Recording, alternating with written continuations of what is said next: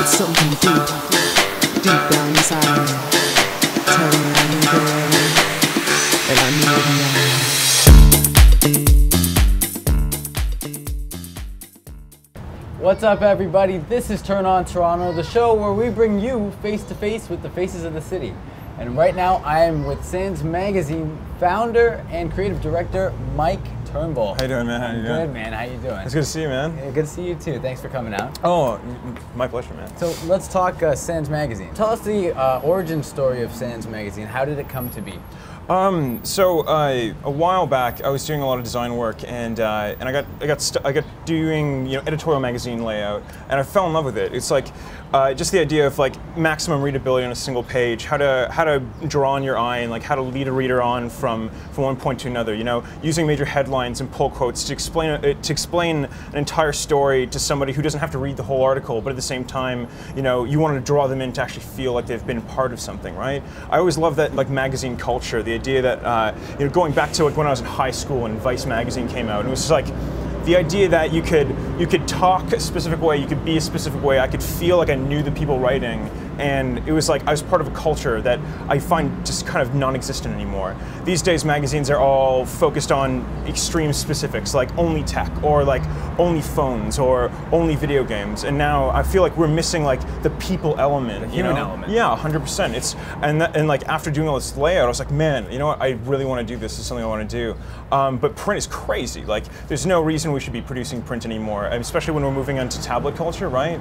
It's definitely more accessible, and the thing is, what like print can provide is legitimately only a tangible experience. Digital can provide so much more, right?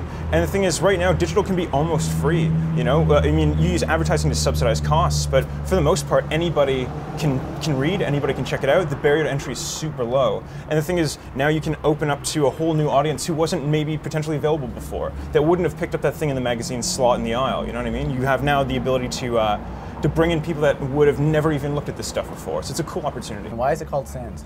Originally it was this whole idea of like without print, sans being without, sans serif, no feet, like no longer would we have to be bound by the ties of like old broadcast and print and like the old standards of like our baby booming generation before us. I am totally about pushing the digital age. I grew up in the 90s, that's when like everyone was like, oh shit, HTML, and it was like, yeah, let's do this. Let's like move on to something that's completely brand new. We don't have to be what was past. We can try something and carve our own niche in this generation. You have articles everywhere from, why you should keep your bachelor pad clean to, 9 reasons you're an asshole. Yeah, right? Sure, so yeah. like why is that?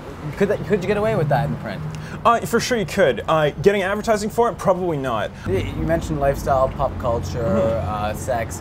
Why do you think that is, great content?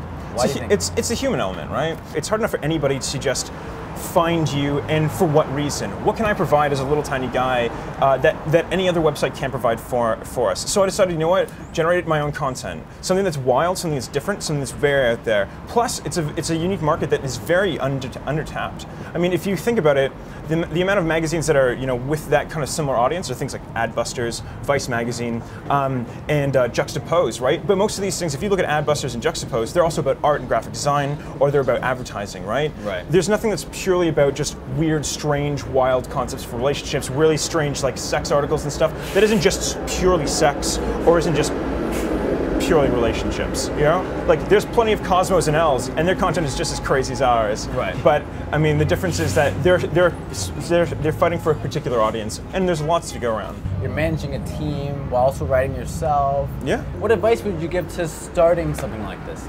Plan all the way to the end. Like you have to think way ahead of everybody else. You have to see trends in advance, and you have to really think about what you're doing before you start it. I meet so many people that start businesses right now that are just that have no idea how they're going to do anything. They just have an idea and they think it'll fly. Really do your research. Know your target market.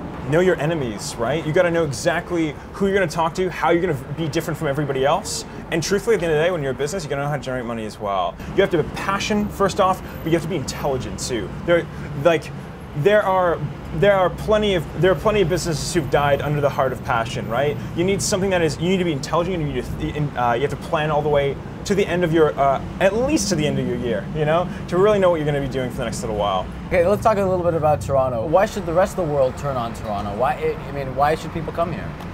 Oh, well, that's a good question. I mean, everybody says that Toronto isn't New York or LA or they aren't, you know, wherever. But I think really like why you should be in Toronto is because it is a very awesome creative hub. I've definitely found endless amounts of people here that are like dying to do cool, new, wild, exciting things, and I think it's super cool. And you don't get a mix like this anywhere else. That's true, man. Of all cultures, art, people, everything. Having different cultural background and new ideas, like legitimately, is like that's what really turns me on in Toronto, man. Thank you for helping us turn on Toronto, Mike. Yeah, not a problem, man.